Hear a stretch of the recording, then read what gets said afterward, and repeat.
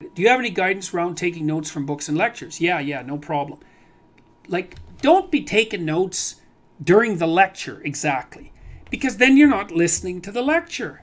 It's like, listen to the lecture and then take notes afterwards. Now, that doesn't work for every discipline, but it certainly works for disciplines like students in my lectures. I always tell them, don't take notes during the lecture. Listen to the damn lecture. You can take notes afterwards, because what that does is force you to practice remembering. And then with regards to books, it's like, read, don't highlight, don't underline. Like that, I think that that's just rubbish. I think it's pseudo work. Read a couple of paragraphs or maybe an essay, something like that, depending on the density of the book.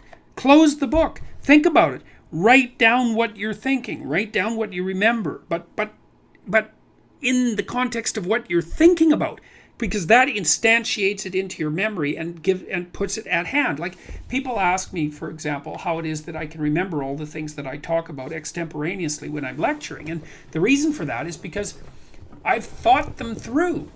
I read them and I think, oh, okay, well, that's an interesting idea. How does it relate to all these other ideas that I know?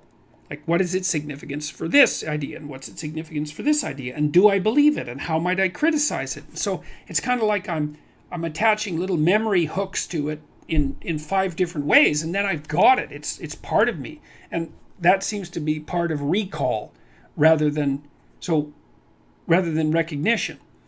And recall is the spontaneous act of remembering something complex. And when you recall something, you're actually practicing remembering it.